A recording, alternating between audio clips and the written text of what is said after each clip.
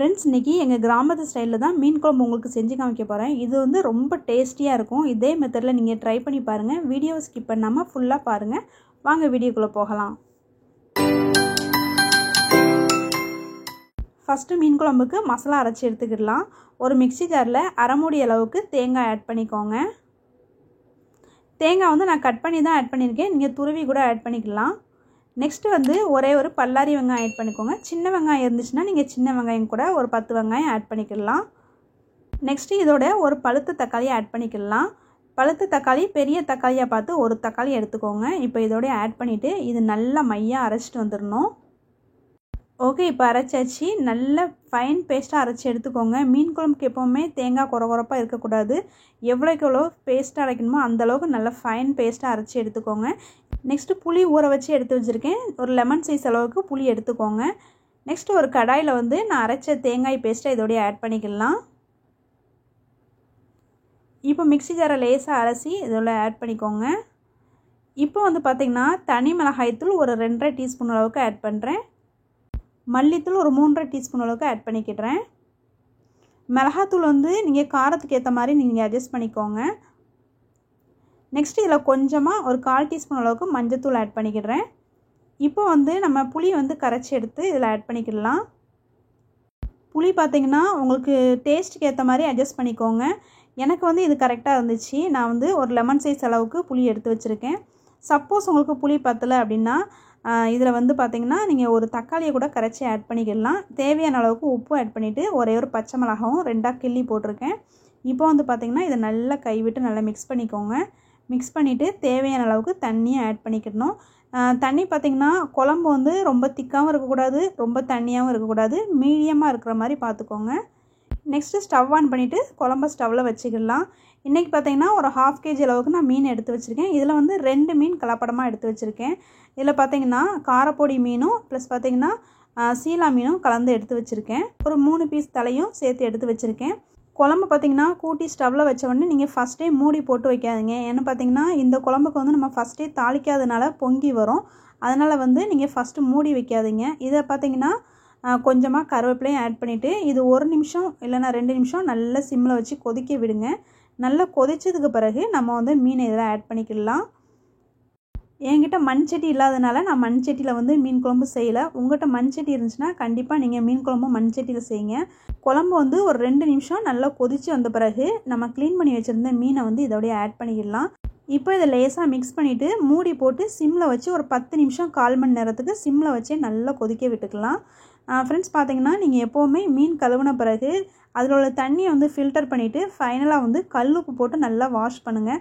நல்லா வாஷ் பண்ணிங்க அப்படின்னா அதில் உள்ள கவுச்சு ஸ்மெல்லுன்னு சொல்லுவாங்க, அந்த ரா ஸ்மெல் வந்து டாமினேட் பண்ணாமல் இருக்கும்.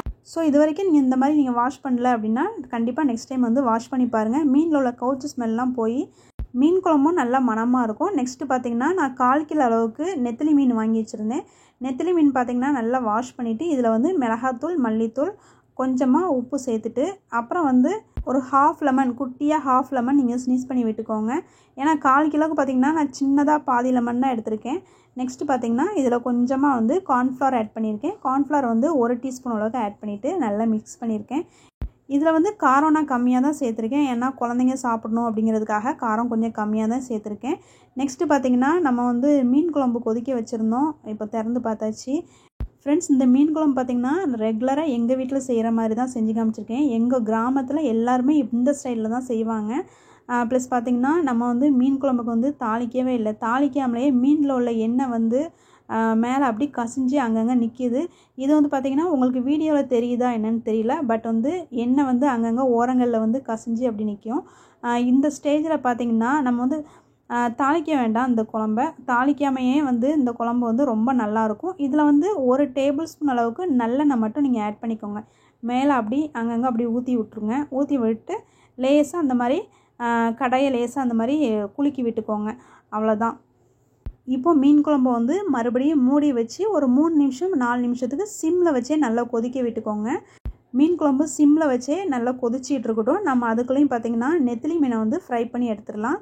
நான் வந்து பார்த்திங்கன்னா தோசைக்கல்லில் தான் நெத்திலி மீன் பொரிச்சிக்கிட்டு இருக்கேன். ஒரே ட்ரிப்பாக போட்டு எடுத்தாச்சு. என் பிள்ளைங்க பார்த்திங்கன்னா நெத்திலி மீனை இந்த மாதிரி பொரிச்சு கொடுத்தோம் அப்படின்னா விரும்பி சாப்பிடுவாங்க. இன்றைக்கி பார்த்திங்கன்னா நான் வந்து கரெக்டாக 1.5 கிலோ அளவுக்கு மீன் வாங்கினேன். அதாவது பார்த்திங்கன்னா சீலா மீன் வந்து 1 கிலோ அளவுக்கு வாங்கினேன். அப்புறம் காரப்பொடி வந்து ஒரு 1/2 kg அளவுக்கு வாங்கினேன். ரெண்டையும் மிக்ஸ் பண்ணி தான் நான் அன்றைக்கி வந்து ரெண்டையும் மிக்ஸ் பண்ணி ஒரு 1/2 kg அளவுக்கு எடுத்து குழம்புக்கு போட்டுட்டு மீதியை வந்து நான் ஃப்ரீசரில் எடுத்து வச்சுட்டேன் நாளைக்கு தேவைக்கு. இப்போ வந்து பார்த்திங்கன்னா குழம்பு வந்து ரெடி ஆயிடுச்சு. எண்ணெய்லாம் பிரிஞ்சு மேலே நிற்கிது பாருங்கள். இந்த ஸ்டேஜ் வரைக்கும் நீங்கள் நல்ல குழம்ப கொதிக்க வச்சுருங்க. பச்சை வாடை எதுவுமே இருக்கக்கூடாது. அந்த ஸ்டேஜ் வரைக்கும் நீங்கள் கொஞ்சம் நேரம் கொதிக்க வச்சு ஆஃப் பண்ணிங்கன்னா பச்சை வாடை ஸ்மெல் அடிக்கும். ஸோ பார்த்திங்கன்னா நீங்கள் சிம்மில் வச்சே நல்லா கொதிக்க விட்டுருங்க. கொதிக்க வச்சு நல்லா வற்ற விட்டுருங்க. அப்போ தான் வந்து மீன் குழம்பு டேஸ்ட்டாக இருக்கும். எந்த ஒரு ரா ஸ்மெல்லும் இல்லாமல் இருக்கும். ஸோ பார்த்திங்கன்னா இந்த மாதிரி நீங்கள் ட்ரை பண்ணுங்கள். இது வந்து எங்கள் கிராமத்தில் எங்கள் ஊரில் வந்து இந்த மாதிரி தான் செய்வோம். இந்த மாதிரி நீங்கள் ட்ரை பண்ணி பாருங்கள். இது வரைக்கும் நீங்கள் ட்ரை பண்ணலைன்னா இந்த மாதிரி ட்ரை பண்ணி பாருங்கள். ரெகுலராக எங்கள் வீட்லேயும் இதே ஸ்டைலில் தான் நான் வந்து மீன் குழம்பு செய்வேன். ஸோ பார்த்திங்கன்னா இந்த மீன் குழம்பு வந்து நீங்களும் செஞ்சு பார்த்துட்டு எப்படி இருந்துச்சு அப்படின்ட்டு கமெண்ட்டில் சொல்லுங்கள். இந்த மீன் குழம்பு பார்த்திங்கன்னா தாளிக்கணும்னு தேவையில்லை. எங்கள் ஊரில் வந்து தாளிக்க மாட்டாங்க. இந்த ஸ்டைலில் தான் செய்வாங்க. நீங்கள் தாளிக்காமல் ஒரு ட்ரிப்பு இந்த மாதிரி மீன் குழம்பு செஞ்சு பாருங்கள். டேஸ்ட் அட்டகாசமாக இருக்கும். இது வந்து நெல்லை ஸ்டைல் கிராமத்து மீன் குழம்பு தான். கண்டிப்பாக நீங்களும் ட்ரை பண்ணி பார்த்துட்டு கமெண்ட்டில் எப்படி இருந்துச்சுன்னு சொல்லுங்கள். என்னுடைய சேனலை ஃபஸ்ட் டைம் பார்த்துட்ருக்கீங்கன்னா மறக்காமல் சப்ஸ்கிரைப் பண்ணிவிட்டு பாருங்கள் ஃப்ரெண்ட்ஸ். இந்த வீடியோ பிடிச்சிருந்துச்சுன்னா லைக் பண்ணுங்கள். நான் மறுபடியும் வேறு ஒரு ரெசிபியில் உங்களை மீட் பண்ணுறேன். இது வரைக்கும் நீங்கள் வீடியோ வாட்ச் பண்ணதுக்கு தேங்க்யூ.